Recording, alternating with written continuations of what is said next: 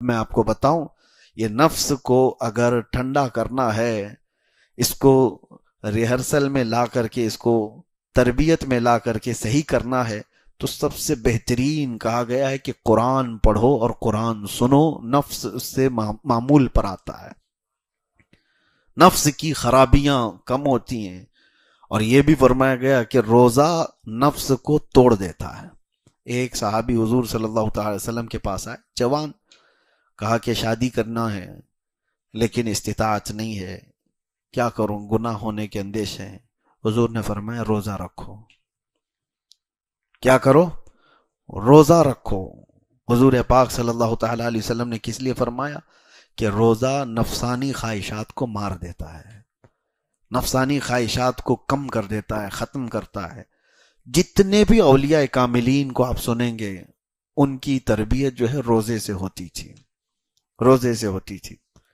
اب یہ رمضان آیا ہی ہمارے پاس ہمارے نفس کی اصلاح کے لیے. اگر اس میں بھی ہم نہیں کر سکے تو پھر کبھی نہیں کر پائیں گے. تو بہرحال آج کی یہ ابتدائی ہماری گفتگو تھی آپ کے سامنے، اور انشاءاللہ العزیز چلتی رہے گی، زندگی باقی رہے تو. رمضان المبارکہ اور قرآن کا جو سنگم ہے، جو تعلق ہے، وہ کیوں میں نے بتایا کہ صرف تقریر کرنے کے لیے نہیں، صرف تراویح کے لیے نہیں. آپ ہاتھوں میں قرآن اٹھاؤ. مہینوں ہو گئے اس قرآن کو اٹھائے ہوئے، اور کتنے تو ایسے ہیں پڑھ بھی نہیں پاتے ہیں، اور کتنے تو ایسے ہیں دیکھ بھی نہیں پاتے ہیں. یہ اللہ کا وہ مقدس کلام آج کائنات میں، آپ کو ایک بہت چیلنج کی بات بتا رہا ہوں، پوری روئے زمین پر حضور صلی اللہ تعالی علیہ وسلم کی نشانیوں میں کوئی ایسی مضبوط نشانی جس کو کوئی بدل نہیں سکا، معجزہ حضور کا کوئی باقی ہے تو قرآن باقی ہے. حضور نے چاند کے ٹکڑے کیے تھے کہ نہیں؟ آپ کا ماننا ہے یہ حضور کا معجزہ ہے. حضور نے ڈوبے ہوئے سورج کو پلٹا دیا، یہ حضور کا معجزہ ہے. نبی پاک صلی اللہ علیہ وسلم نے انگلیوں سے پانی جاری کر دیے، حضور کا معجزہ ہے. حضور کے سامنے پتھر بول پڑے، یہ حضور کا. لیکن یہ سب معجزے دیکھے آپ نے؟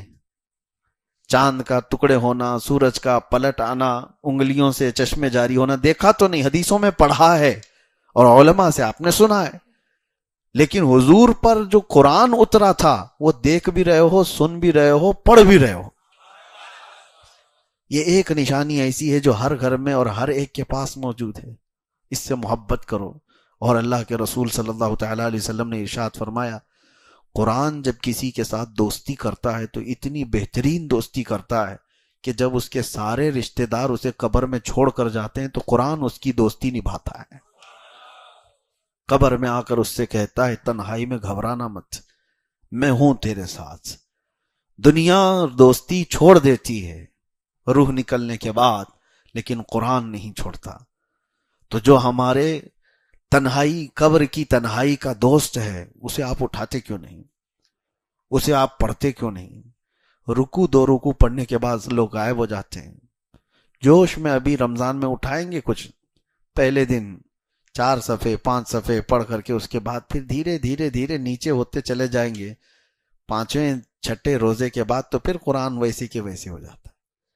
یا کچھ لوگ 10 رمضان تک. ہونا تو ہی چاہیے کہ پورا ختم قرآن رمضان میں ہر ایک مسلمان کا ہونا چاہیے. روزانہ ایک پارہ وہ تلاوت کرے تو 30 رمضان تک انشاءاللہ العزیز ختم قرآن ہو جائے گا. ورنہ زندگی میں آپ مجھے بتاؤ کب موقع ملتا ہے، کب موقع ملتا ہے؟ ہمارے اولیاء کاملین جن کی آپ اقتدا کرتے ہیں، امام اعظم ابو حنیفہ رضی اللہ تعالیٰ عنہ جس قبر میں آج آرام کر رہے ہیں بغداد میں، اس علاقے میں جہاں آپ دفن ہیں، فرمایا گیا 4000 ختم قرآن انہوں نے کیے. 4000 ختم قرآن جہاں ان کی قبر ہے.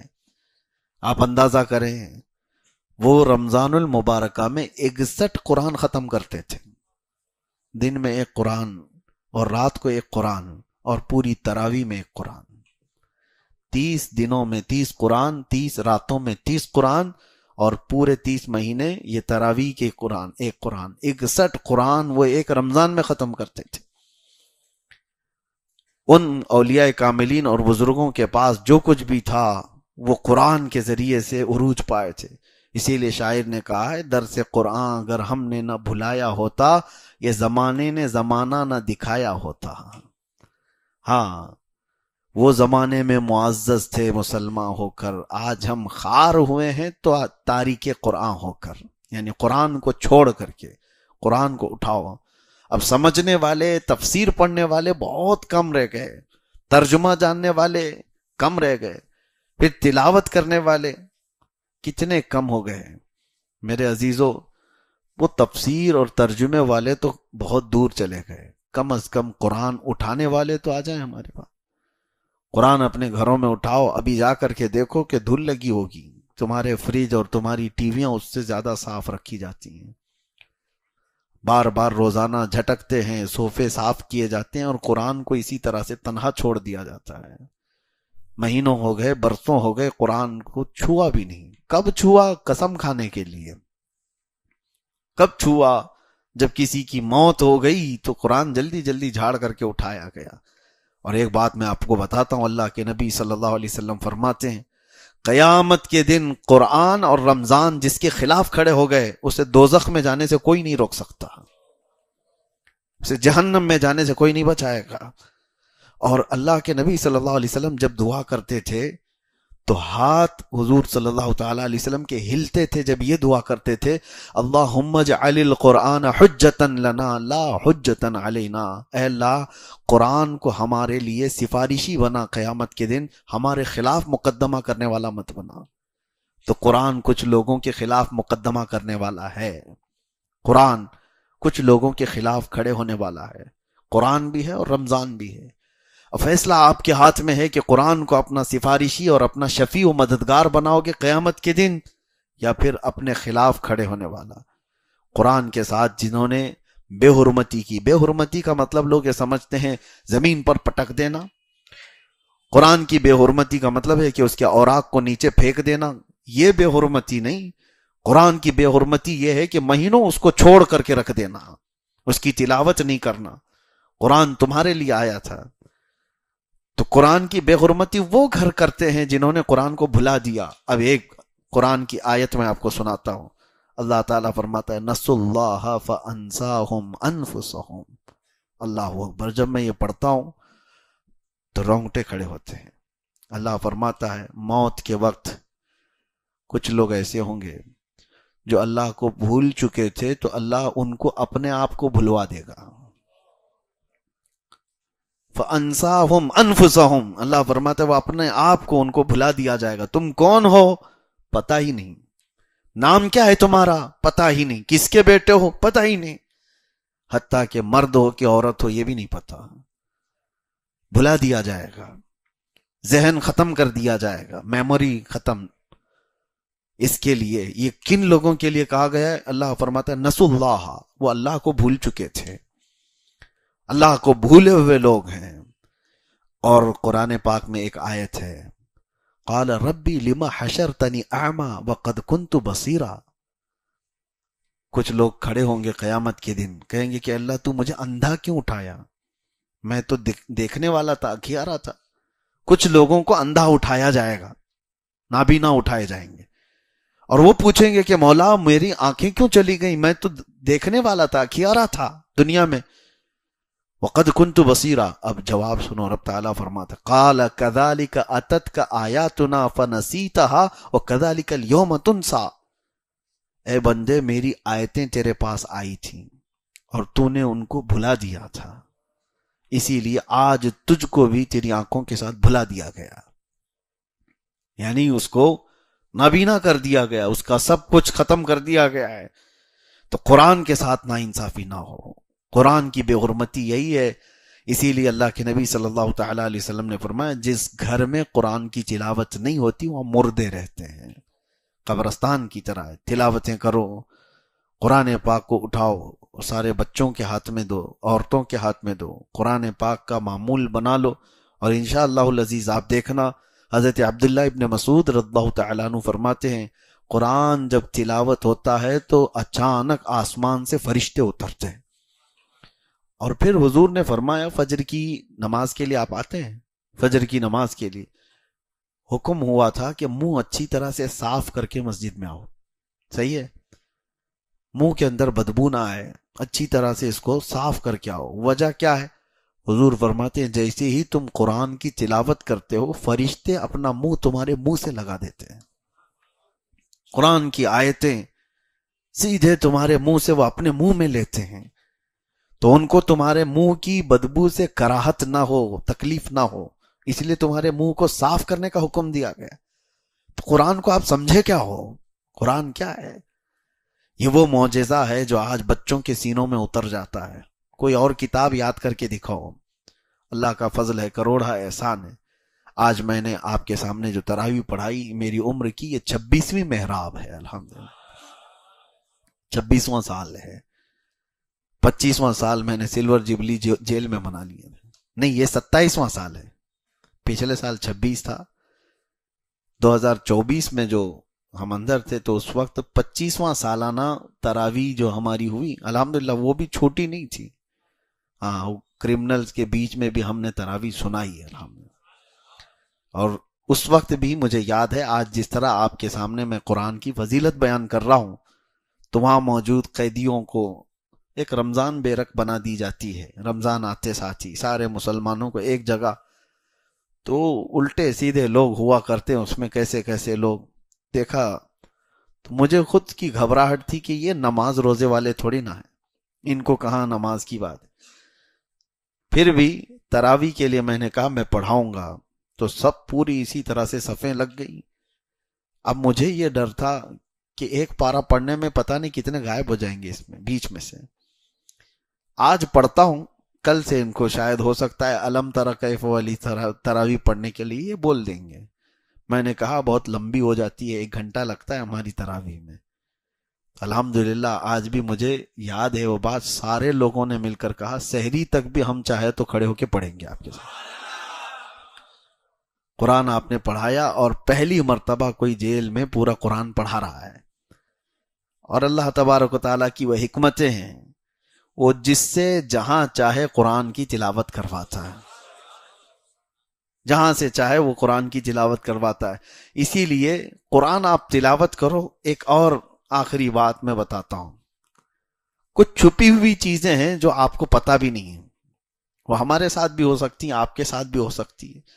سرکار غریب نواز رضی اللہ تعالیٰ عنہ کا باغیچہ تھا، ابھی آپ سفر پر گئے نہیں تھے، اس وقت آپ کا جو والد گرامی کا دیا ہوا باغیچہ تھا اس کی آپ دیکھ بھال کرتے تھے، لیکن ہوتا کیا تھا، دن بھر حضرت سرکار غریب نواز رضی اللہ تعالیٰ عنہ قرآن کی تلاوت کرتے رہتے، باغیچے میں بیٹھ کر تیزی سے قرآن پڑھتے رہتے تنہا۔ لیکن ان کے ساتھ ایک الگ معاملہ ہوتا تھا، وہ فجر میں جیسی آتے تھے تو باغیچے کی پوری صفائی کی گئی ہوتی تھی، سارے پتے جو جھڑے ہوتے تھے، کچرا جو بھی ہے وہ سب جمع کر کے کوئی اٹھا کر کے ختم کر دیا ہوتا تھا۔ تو سرکار غریب نواز رضی اللہ تعالیٰ عنہ فرماتے ہیں میں روز دیکھتا ہوں کہ کون خادم ہیں جو میرا کام کر کے چلے جاتے ہیں، باغیچہ پورا صاف کر کے چلے جاتے ہیں۔ دیکھا، آس پاس والوں سے پوچھا تو کوئی آتا نہیں ہے، لیکن باغیچہ صبح بالکل صاف رہتا ہے، پورا کچرا جھاڑا ہوا ہوتا ہے۔ تو ایک دن آپ تہجد کے بعد سیدھے آ گئے باغیچے کے اندر، فجر کی اذان اور نماز سے پہلے ہی، کہ دیکھتے ہیں تو جیسی آپ باغیچے میں آئے تو کچھ لوگ جھاڑ رہے ہیں اور کچرا جھاڑ رہے ہیں اور سب جمع کر رہے ہیں۔ تو سرکار غریب نواز پہچان لیے کہ کچھ لوگ ہیں ابھی میرے باغیچے کے اندر، تو آپ نے زور سے آواز دی کہ کون لوگ ہیں جو میری اجازت کے بغیر اندر آئے؟ تو کچھ لوگ چلتے ہوئے جھاڑو چھوڑ کر کے آئے، وہ انسان نہیں، وہ جنات کی جماعت تھی، وہ جنات کی جماعت تھی۔ قریب آ گئے اور کہا سرکار غریب نواز رضی اللہ تعالیٰ عنہ سے ہم ہیں جو یہ صاف کر رہے ہیں۔ تو آپ نے پوچھا کہ میرے باغیچے کی یہ خدمت کس لیے کرتے ہو؟ توجہ، جس کے لیے میں نے بتایا۔ جنات یہ کہتے ہیں کہ سرکار آپ روزانہ قرآن کی تلاوت کرتے ہیں جو بیٹھ کر کے یہاں پر، ہم سن سن کر کے اپنی تجوید درست کرتے ہیں، ہم کو قرآن پڑھنا آ گیا آپ کے بلند آواز سے، قرآن پڑھنے کی وجہ سے، تو آپ ہمارے استاد ہوئے تو استاد کے گھر کا یا باغیچے کا کچرا تو صاف کرنا یہ شاگرد کی شان ہے۔ تو میں یہاں یہ کہہ رہا ہوں قرآن پڑھو، تمہارے گھر کے بھی کام جنات کر کے چلے جائیں گے. قرآن پڑھو. اور کچھ لوگ تو موکل حاضر کرنے کے لیے پتہ نہیں چلے کر رہے ہیں، اور چلے کر رہے ہیں، ایک دن ان کا سر گھوم گیا تو پھر زندگی بھر گھوم جائے گا. کوئی جن اٹھا کے پٹک کے چلا گیا. آپ یہ مت سمجھو کہ جنات ہمارے سے زیادہ طاقتور ہیں. کچھ لوگوں کے دماغ میں یہ بات چلتی رہتی ہے جنات حاصل کرنا ہے، اور کسی بابا نے کہہ دیا کہ میرے پاس 70 موکل ہیں تو اس کے پاس بھیڑ لگ گئی. موکل کا مطلب وہی جنات حاضر ہے. تو لوگوں کو ایسا لگتا ہے کہ یہ کبھی بھی حکم دے دے گا تو جنات جائیں گے، پورا ایکسس بینک اٹھا کر کے لے کے آ جائیں گے. ہاں، کوئی بینک کو پورا تالا توڑ کے لے کے آ جائیں گے. اگر ایسی ہوتا تو کوئی بینک ہی موجود نہیں ہوتی. سارے بابا لوگ جنات کو حکم دے کر سب تجوریاں اٹھا رہے ہوتے ہیں. بلکہ حقیقی بات یہ ہے کہ جنات انسانوں سے زیادہ طاقتور نہیں ہیں. اگر وہ طاقتور ہوتے تو اللہ تمہیں اشرف المخلوقات کیوں کہتا؟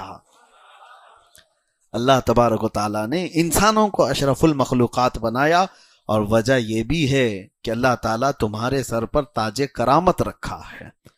تو جنات سے افضل ہیں. لیکن بیچ میں نے بات اس لیے کی کہ آپ قرآن پڑھو گے تو جنات جیسی مخلوق بھی انسانوں کا ادب کرتی ہے. میں قرآن اترا وہ مہینہ سب سے افضل ہے، تو جس دل پر اترا اس رسول کا دل کتنا افضل ہے. رسول پاک صلی اللہ تعالی علیہ وسلم کے قلب اطہر پر یہ قرآن اتارا گیا، اور جس جگہ پر اتارا گیا ہے وہ مکہ مکرمہ پوری دنیا کے شہروں میں سب سے افضل شہر ہے. جہاں اترا، جس پر اترا، جس دن اترا، وہ سب چیزیں افضل ہیں. بلکہ پہاڑوں میں بھی افضل جو ہے جبل نور کو کہا گیا ہے، جس پر قرآن اتارا گیا تھا. غار ہرا جہاں قرآن کی پہلی آیتیں اتری وہ بھی افضل ہے. اب آپ دیکھیں قرآن سے جو قریب ہے وہ سب افضل ہے. قرآن جہاں جہاں آیا وہ افضل، کیونکہ کلام الہی ہے. اب اس وجہ سے اب میں فضیلت بتاتا چلا جاؤں تو قرآن جہاں پڑھا گیا وہ جگہ بھی افضل ہوتی ہے. بحمدہ تعالیٰ آج جس جگہ آپ بیٹھے قرآن پڑھا جا رہا ہے، قرآن سنا جا رہا ہے. تو قرآن جہاں نہیں ہوتا اس کے متعلق اللہ کے نبی صلی اللہ علیہ وسلم فرماتے ہیں جس گھر میں قرآن نہیں پڑھا جاتا وہ گھر قبرستان ہوتا ہے. مردے رہتے ہیں وہاں پر، وہ مردوں کی جگہ ہے.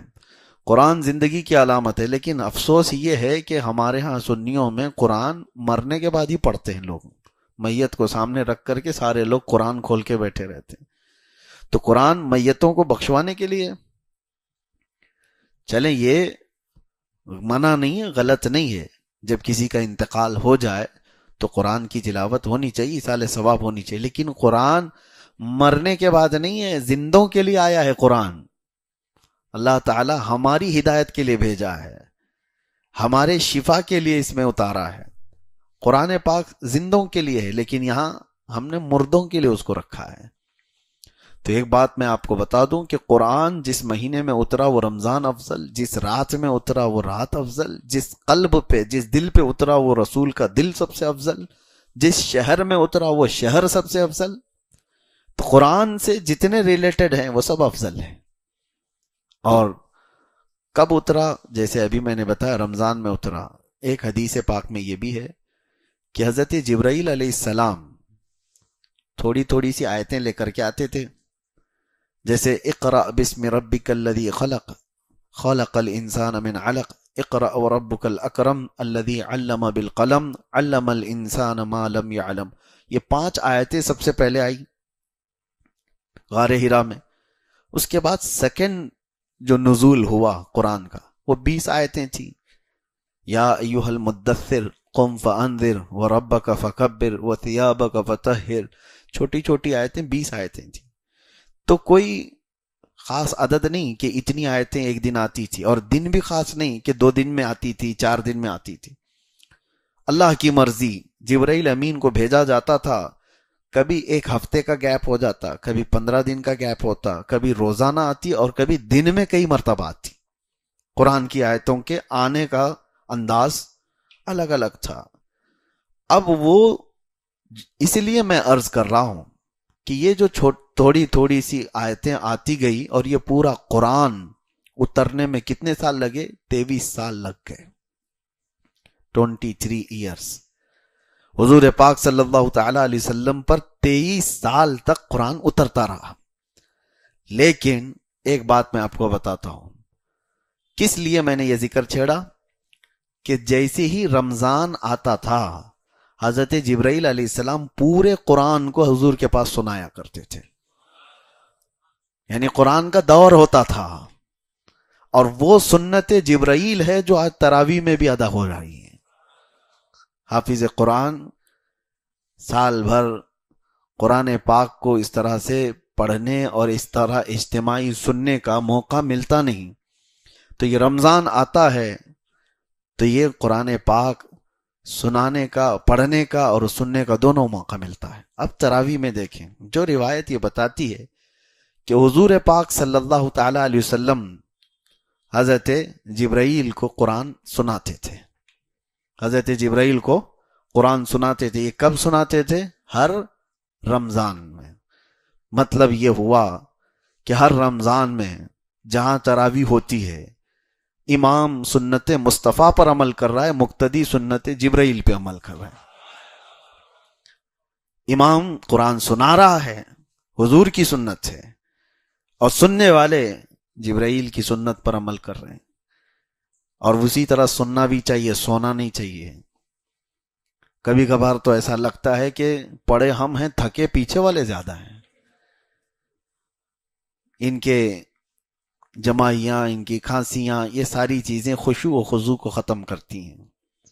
اور آج میں نے ایک آیت تلاوت کی ہے، میں پورے پارے کی تفسیر آپ کے سامنے گھیر نہیں سکوں گا، ابتدا ہے آج۔ تو اللہ تعالیٰ فرماتا ہے وَإِنَّهَا لَكَبِيرَةٌ إِلَّا عَلَى الْخَاشِعِينَ۔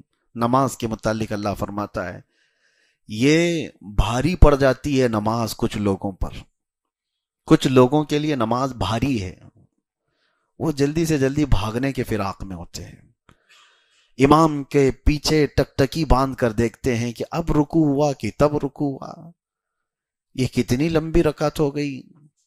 یہ میں آپ کو شروع میں بتا رہا ہوں کس کے لیے بھاری ہے، تو اللہ تعالیٰ فرماتا ہے یہ منافقین پر بھاری ہے۔ وَإِنَّهَا لَكَبِيرَةٌ إِلَّا عَلَى الْخَاشِعِينَ۔ یہاں پر آیت میں یہ فرمایا گیا ہاں جو اللہ سے ڈرنے والے لوگ ہیں ان پر نماز بھاری نہیں ہے، ان پر نماز بھاری نہیں ہے۔ وہ رسول اللہ کی لخت جگر سیدہ کائنات فاطمۃ الزہرا سلام اللہ علیہا، وہ رات کو سجدے میں گر جاتی تھیں، اور صبح کی اذان کا وقت ہوتا تو سر اٹھاتی اور پھر کہتی مولا تیری راتیں کتنی چھوٹی ہے کہ ایک سجدہ پورا مکمل طور پر ہو نہیں پاتا۔ تو ان کے لیے نمازیں، ان کے لیے سجدے بھاری نہیں ہیں۔ دل میں اگر نفاق آ گیا ہو تو نماز اس کے لیے بھاری ہے، لوگ بیٹھتے نہیں، بھاگنا ہے۔ اور رمضان المبارکہ میں اب آپ کبھی سوچتے ہیں شیطان تو چھٹی پہ ہے، شیطان ابھی قید کر لیا گیا۔ حدیث پاک میں حضور صلی اللہ تعالی علیہ وسلم فرماتے ہیں سرکش جنات اور شیطان مردود کو پورے رمضان میں قید کر لیا جاتا ہے، اللہ تبارک و تعالیٰ قید کر لیتا ہے مومنین کی راحت کے لیے، لیکن پھر بھی شیطان کے ایجنٹ بہت گھومتے رہتے ہیں، شیطانی کام بھی ہو رہے ہوتے ہیں، ساری چیزیں چل رہی ہیں۔ یہ کیسے؟ اس کو یوں بتایا گیا ہے کہ شیطان نے اپنے 11 مہینے جو اس پر عمل کیا، جتنا اثر ڈالا تھا، وہ پوری طور پر اس نے اس سے اپنے آپ کو آزاد نہیں کیا، اس کا کچھ اثر اب بھی باقی رہ گیا ہے۔ ہاں یہ اور بات ہے کہ شیطان تو گیا ہے، لیکن ساتھ میں ہمارے صرف شیطان نہیں ہوتا، نفس بھی ہے، اور وہ شیطان سے بھی بڑا ڈینجر ہے۔ آپ کو پتہ ہے پورے 11 مہینے جب بھی نماز نہیں پڑھے، جھوٹ بولے، چغلی کیے، کچھ بھی گناہ کیے، تو بلیم کس کے اوپر؟ شیطان کرا دیا، جھگڑا لگا دیا۔ کس نے کرایا؟ شیطان کرا دیا۔ ساری برائیاں کون کراتا ہے؟ شیطان کراتا ہے۔ شیطان ساری برائیوں کا جڑ ہے، ٹھیک ہے، مانتے ہیں، لیکن آدم علیہ السلام کو سجدہ کرنے کے انکار جو شیطان نے کیا، اس کو کس نے بہکایا؟ وہ تو خود شیطان ہے۔ شیطان سارے لوگوں کو گمراہ کرتا ہے، تو پھر شیطان کو کس نے گمراہ کیا تھا؟ شیطان سجدہ کیوں نہیں کیا، اکڑ کیوں دکھایا، تکبر کیوں دکھایا؟ فرمایا گیا کہ شیطان کو اس کے نفس نے گمراہ کیا تھا. تو پتہ یہ چلا کہ جو شیطان کو بھی گمراہ کرتا ہے وہ نفس، وہ ہمارے ساتھ تو ہے. شیطان گیا ہے لیکن نفس نہیں گیا. اس وجہ سے نفس کی تربیت کے لیے ہی رمضان ہے. وَلَوْ كُنْتَ فَضًّا غَلِيظَ الْقَلْبِ لَانفَضُّوا مِنْ حَوْلِكَ، اے رسول اگر آپ سخت دل ہو جائیں تو پھر یہ سب چھٹ جائیں گے، آپ سے دور ہو جائیں گے. اس رسول کے لیے جب کہا گیا ہے کہ اگر آپ سخت ہو جائیں تو لوگ چھوڑ کر کے دور ہو جائیں گے، تو ہمارے اور آپ کے لیے کس قدر لہجے کی پابندی ضروری ہے. ہاں عزیزان گرام وقار، اپنی گفتگو، اپنے کلام، اپنی بات چیت سے آپ اپنے سلیقے بتاتے ہیں. گالی گلوچ کرتے ہوئے جن کی صبح شامیں ہوتی ہیں ان کو دیکھ کر کے ہی پہچان میں آ جاتا ہے کس گھر سے یہ تعلق رکھتا ہے، کہاں ان کی تربیت ہوئی ہے، کس طرح ان کے آداب سکھائے گئے. اسی لیے میرے عزیزو، بچوں کو آوارہ بھی نہ چھوڑ دینا کہ وہ اپنی زبان گلی کوچوں سے سیکھ کر کے جائیں. کل کو ہوگا یہ کہ اس کی زبان کی وجہ سے لوگ تمہیں تان و تشنیع کریں گے، اس کا باپ ایسا ہوگا اس لیے بچہ ایسا ہے، اس کی ماں اس طرح ہوگی اس لیے اس کی گفتگو ایسی ہے. کیونکہ موسٹلی زیادہ طور پر بچے اپنے ماں باپ کے اخلاق کو نقل کرتے ہیں، ٹرانسفر ہوتی چلی جاتی ہیں. ایک بار حضور اکرم صلی اللہ تعالی علیہ وسلم مسجد نبوی سے باہر نکل کر جا رہے ہیں. توجہ میرے عزیزو، اخلاق کہاں دکھانے چاہیے اور ہماری بات چیت کے انداز ہمیں کہاں ہونا چاہیے میں آپ کو بتاؤں. حضور تشریف لے کر جا رہے ہیں، صحابہ اکرام کھڑے تھے حضور کے اطراف.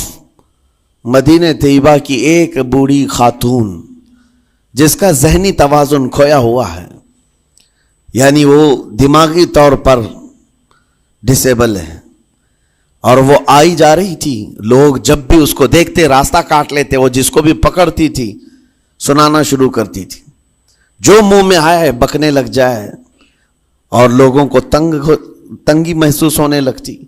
صحابہ نے دیکھا کہ یہ عورت آ رہی ہے، حضور کی طرف آ رہی ہے. سب نے حضور صلی اللہ علیہ وسلم کو گھیر لیا اس کا راستہ روکنے کے لیے. اب آئے گی اور نبی کریم صلی اللہ علیہ وسلم کے پاس اگر زبان درازی کرنے لگ جائے، پاگل عورت ہے، اور بک بک کرنے لگ جائے، حضور پاک صلی اللہ علیہ وسلم کے ادب میں کہیں کمی نہ آ جائے. صحابہ کا یہ ہمیشہ اہتمام رہتا. حضور اکرم صلی اللہ علیہ وسلم نے دیکھا تو صحابہ سے کہا ہٹ جاؤ، اس کو آنے دو، ہٹ جاؤ، اس کا راستہ چھوڑ دو. صحابہ نے کہا یا رسول اللہ صلی اللہ علیہ وسلم، اس کا ذہنی توازن ٹھیک نہیں ہے، دماغی طور پر وہ عورت ٹھیک نہیں ہے. وہ آئے گی اور لمبی باتیں کرتی ہے، لا یعنی باتیں کرتی ہے، کہیں آپ کی شان پاک میں کوئی گستاخی نہ ہو جائے. صحابہ روک رہے تھے. حضور پاک صلی اللہ علیہ وسلم نے سختی سے فرمایا، ارشاد فرمایا ہٹ جاؤ، اس کا راستہ چھوڑ دو. مجھے پتا ہے پورے مدینے میں اس کی کوئی نہیں سنتا، میں بھی نہ سنوں تو کس کو سنائے گی؟ اگر میں بھی نہ سنوں تو وہ کس کو سنائے گی؟ یہ میرے مصطفیٰ کریم صلی اللہ تعالی علیہ وسلم کے دربار عالی جاہ کی وہ بلند اخلاق کریمانہ کی ایک مثال ہے، جس کو خود میرے آقا نے فرمایا بعثت لأتمم مکارم الاخلاق. عزیزان گرامی وقار، لوگوں کے آج حالات ایسے ہیں کہ اچھے لوگوں کے ساتھ اخلاق الگ دکھائے جاتے ہیں، چھوٹے لوگوں کے ساتھ اخلاق الگ دکھائے جاتے ہیں. سٹیٹس کا آدمی ہو تو اس کے ساتھ ملنے کے طریقے الگ ہیں، اور غریب کوئی آ جائے، فقیر کوئی آ جائے تو اس سے ملنے کا انداز الگ ہو جائے. یہ نہ ہو، یہ ہم سب کے لیے نصیحت ہے. اسی ممبئی کی سرزمین پر میں آپ کو بتاؤں، ایک ماہم شریف میں بزرگ حاجی صاحب ہوا کرتے تھے، آج سے تقریباً 10-12 سال پہلے کی. وہ کئی لوگوں سے ایک سوال کرتے تھے پکڑ پکڑ کر کے کہ میرا ایک سوال ہے، آپ جواب دیں گے، میرا ایک سوال ہے. کئی علماء سے انہوں نے پوچھا، مجھ سے بھی انہوں نے، جب میں نیا تھا مصر سے پڑھ کر کے آیا تھا، میرے پاس آ کر کہا کافی سالوں سے میرے ذہن میں ایک سوال ہوتا ہے، میں آپ سے بھی پوچھنا چاہتا ہوں. کہا بتائیے کیا ہے؟ کہا میں حضور سرکار مجاہد ملت رحمت اللہ علیہ کا مرید ہوں. علامہ حبیب الرحمن مجاہد ملت رئیس اعظم اڑیسہ، جن کے خدمات جلیلہ آج ہو سکتا ہے نئی جنریشن کو نہ معلوم ہو، ان کا لقب ہے مجاہد ملت، جنہوں نے سنیت کی بقا کے لیے اپنا تن من دھن سب قربان کیا تھا. وہ مجاہد ملت عظیم بزرگ ولی کامل ہے. یہ حاجی صاحب کہتے ہیں کہ میں ایک نارمل آدمی تھا، کڑیا تھا، یعنی گھر بنانے کا کام کرتا تھا. جب وہ ممبئی تشریف لاتے تو دوڑ کر کے ہر جگہ سے لوگ ملنے آتے. میں بھی گیا تھا، اور اس وقت میں جوان تھا. حضور مجاہد ملت رحمۃ اللہ علیہ کی بات وہ بتا رہے ہیں کہ لوگ لائن لگا کر کے مصافحہ کر رہے تھے، مل رہے تھے. جب مل رہے تھے تو پھر میرا نمبر آیا، میں ملنے کے لیے گیا. بزرگوں کے سب ہاتھ چومتے ہیں، یہ ہمارے سنیوں کے طور طریقے ہیں.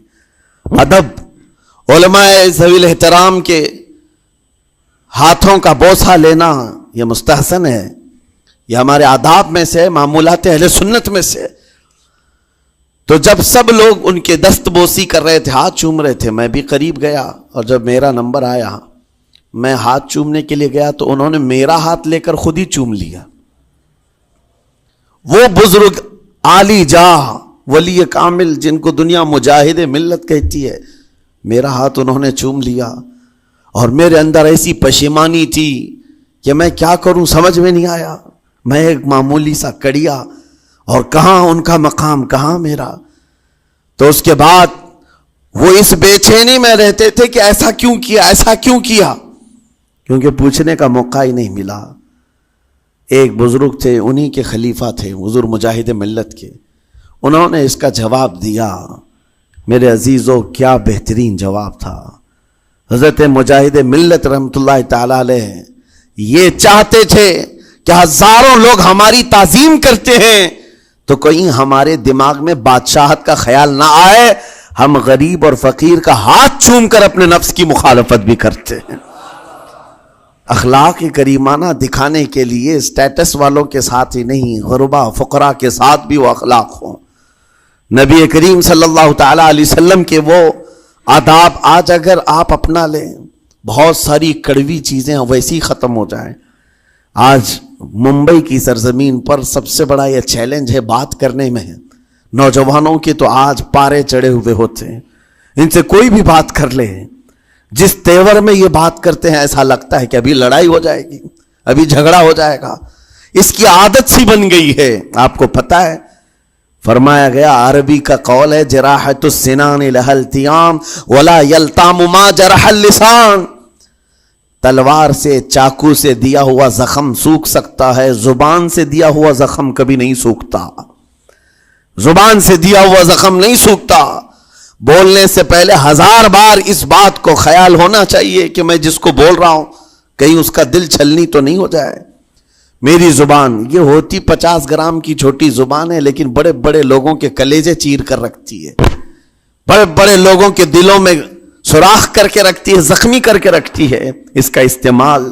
اسی لیے روایت میں ملتا ہے کہ جب انسان صبح کرتا ہے تو سارے اعضاء، ہاتھ پیر آنکھ کان ناک، سارے اعضاء سب سے پہلے زبان سے یہ عرض کرتے ہیں، اس کی پناہ مانگتے ہیں، کہتے ہیں آج تو صحیح سلامت رہے گی تو ہم سب صحیح سلامت رہیں گے، اور اگر تو پھسل گئی تو عذاب ہم پر بھی ہوگا. زبان بولتی ہے، مار کسی اور کو پڑتی ہے.